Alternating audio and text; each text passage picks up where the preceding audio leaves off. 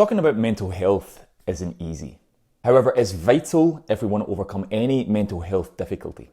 So, as it's Time to Talk Day on the 4th of February 2021, I'm going to give you my top tips on how to start talking about your mental health, even if you hate talking about mental health.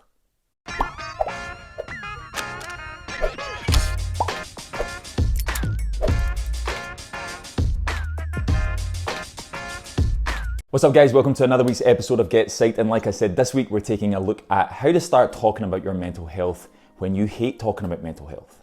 As I've said, the 4th of February this year is Time to Talk Day, and this campaign is run in order to help people start talking about their mental health. The importance of talking about mental health has been shown so often in research, and actually we can see that in the research that talks about the impact of therapy. Therapy can actually be more impactful than antidepressant medication when we're looking at overcoming things like depression and anxiety.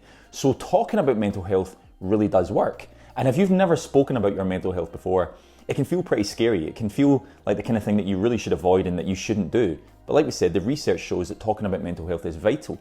So we're going to take a little bit of a look at how we actually start talking about our mental health, and some of those points are going to be focused on taking smaller steps. Now that's one of the big parts of the campaign on Time to Talk Day on the 4th of February, is looking at how you can start talking about your mental health in small ways to start to get used to it so that you can start being a little bit more open about your mental health and experience the benefits of that. So we're going to be taking a look at my top tips on how to do it.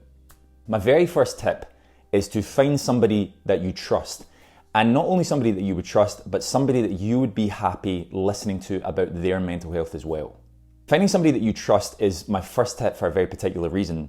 Without somebody that you trust, you really can't talk about your mental health unless you're just kind of talking to the mirror, but there's going to be limited effectiveness to that. So you've got to find somebody that you can rely on, somebody that you can connect with. And you know that you can trust and rely on these people when you would be happy to listen to them talk about their mental well-being. So maybe there's a family member, maybe there's a close friend, maybe there's even a work colleague that you would be happy engaging with, talking about their mental well-being. That's the kind of person that you want to engage with when you're starting to think a little bit about talking about your own mental health. In therapeutic training, we're always taught about the importance of a therapeutic relationship, and that's really important between a therapist, a psychologist, and a client. It's also really important when it's just two people. You know, the relationship between those two people is central to any kind of conversation, any kind of openness, and any kind of positive outcome from those conversations, particularly when we're thinking about mental health. So find somebody that you trust, somebody that you can connect well with, somebody that you would be happy listening to about their mental health, and that's the first step that you really need to be thinking about. My second tip is to find the right environment. Now that basically means like a safe environment, somewhere that you don't feel at risk, somewhere that you particularly don't necessarily feel exposed as well. One of the challenges of people talking about their mental health, particularly people talking about their mental health when they hate talking about their mental health, is that they don't feel particularly safe in certain environments, or they feel that in some way people are listening into them, or that there's going to be repercussions to what they've said. It's not a particularly safe environment that they're talking about these things. So finding a really safe place is central when you're starting to talk about your mental health. For example, talking to a work colleague, maybe you found that person that you trust, that you can build a good relationship with, and it's a work colleague. Talking to them about your mental health in the work cafeteria when there's other people around probably isn't going to be a great idea. You're not going to feel particularly safe there. However, maybe the next time that you have somebody round to the house, or maybe the next time you're out for a walk in the park or something and you're with that person, just you and them, that's maybe a little bit more of a safer environment, and it puts you at ease. That's one of the keys when we're starting to talk about our mental health. We need to do all we can to help put you at ease. And if you're in a safe environment, an environment that you trust with somebody that you trust, then you're going to be feeling much more at ease, and it's going to be much easier to talk about your mental well-being. So finding the right environment is really, really important. Now my third tip is kind of looking at mental health as well, but maybe a little bit kind of astray here. I'm kind of going to the sides a little bit. Is to actually just start a general conversation about mental health. I'm thinking about you, the viewer here, somebody maybe who really doesn't like talking about their mental health, maybe knows that it's something they should start doing, has maybe had some mental health difficulties in the past and maybe currently as well, and thinks, talking about this is important. I've heard it's important. I should probably start trying it. Coming straight out to somebody and saying, I feel like I've got depression, or I feel like I've got anxiety, can be really scary for people. So again, it's all about putting you at ease as best you can. And you maybe want to start that conversation about mental health just as a kind of first step, like a bit of an inroad into that conversation, rather than saying, blurting it out and here it is, this is what I've got, and not feeling particularly safe with that. starting a more general conversation about mental health could be a really good option. So for example, in the time of COVID and lockdown, people's mental health obviously has been affected. Maybe you could start a conversation with that person that you trust in that environment that you trust about their perceptions of mental health during coronavirus. What do you think about how people's mental health is being affected during these times? And just having that kind of basic general conversation about mental health could be a really good opportunity to just open the door to then start talking about your mental health with that person later on. My fourth tip for me here probably is actually one of the biggest ones. And again, we're looking at trying to put you at ease when talking about your mental well-being. And in order to do that, you need to clarify your thoughts and your emotions. Clarifying thoughts and emotions is a big one because often people don't talk about their mental health because they don't fully understand it. They feel a certain way, they feel low, they feel anxious, they don't really know why that's the case. Sometimes that's why therapy is really helpful, and of course that's an option for anybody who's new to talking about their mental health. But clarifying those thoughts and emotions is vital for you if you're just starting that conversation with somebody. Writing this stuff down, writing down those emotions, writing down those thoughts and trying to unpack a little bit about what it is that you're feeling and why you're maybe feeling it can just, once again, put you at ease, can give you a little bit of clarity, a little bit of certainty as to what you're feeling. And from my work as a psychologist, I know that often people struggle to open up about their mental health when they don't fully understand it. So bringing a little bit of understanding to your own mental well-being before you have that conversation with somebody is a really important step to start putting you at ease and making talking about mental health more of an option for you.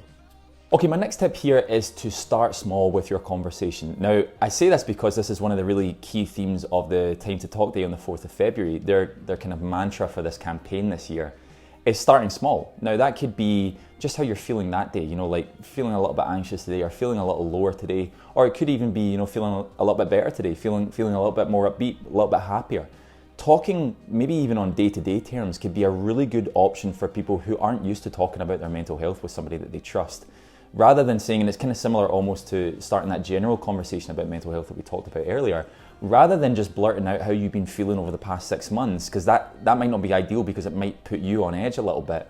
Just talking about small things on a day-to-day basis, things maybe in the current climate that make you feel more anxious, things that maybe make you feel a little lower, things that maybe make you feel a little bit more upbeat. Anything that can help kind of set the tone for a conversation about mental health is a really, really good step for people who aren't used to talking about their mental health. So starting small, talking just in general terms, talking about smaller things that are affecting your mental well-being with the person that you trust in that environment that you trust can be a great step when starting to talk about your mental health. Okay, my second to last tip here is a little bit different from some of the things that we've been mentioning here, and it's maybe just an alternative option for people if some of those options maybe don't suit you or just don't feel right. My next tip is to start with a text. Now, I actually think texting like that is a really, talking about mental health, is actually a really good inroads for people to open up more about their mental health. Now, my work in men's mental health has resulted in me understanding that men can be very difficult to come into therapy. They're not very open to talking about their mental well-being. And so things like text line services and helpline services are actually really good options for men. And those rules can be applied to your relationships with people that you trust. Maybe you don't want to just go for a walk in the park with that person and start talking about your mental health or start opening up a general conversation about mental health. We want to start small if that's what's right for you. So having a text conversation with somebody, maybe dropping somebody a text and saying, how are you feeling today? I've been feeling a little bit low today, don't really know what's going on. Should we catch up at some point? Simply starting that inroads of talking about mental health, if it's on text form, is just as good. That can be a really good option for people who aren't used to talking about their mental well-being, but want to experience the benefits of being a little bit more open with their mental health. So starting with a text could be a great option.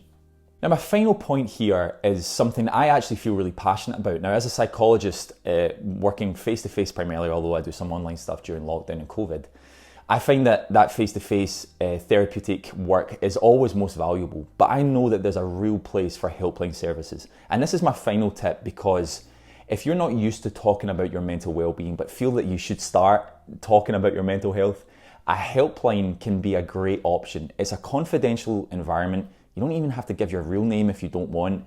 It's somebody that you'll never really speak to again, you'll never meet in person, but you can start getting used to that experience of talking about your mental health. Now, helplines like the Samaritans or NHS Breathing Space or Childline, even if you're in that age bracket, can be great options for people who are thinking, I really need to talk more about my mental health, I just am not sure how to do it, I'm not really keen on it. A helpline can be a great option. And on those helplines, it's really important to know that those people have really good training in therapy. They have really good helping skills. They have, advanced listening skills, things that they're trained in. So you'll experience much of what you may experience in therapy, that kind of empathy, that warmth, that non-judgmental front. Those kind of things are the things that you'll get on those helplines as well, and they can be really, really helpful. Okay guys, thank you so much for watching this week's episode of GetPsyched. This week we've been taking a look at how to start talking about your mental health even when you hate talking about your mental health. And we're doing that off the back of Time to Talk Day, which is on the 4th of February, which is encouraging people to take small steps to start talking about their mental well-being. I hope you guys enjoyed today's video. If you did, then make sure to hit that like button and you can comment on the video and I'll be sure to get back to you. And if you've been enjoying GetPsyched as a whole, then you can subscribe to us and you can hit that little bell next to the subscribe button and you'll get weekly reminders every time we upload. Thanks again for watching guys, and hopefully catch you next week.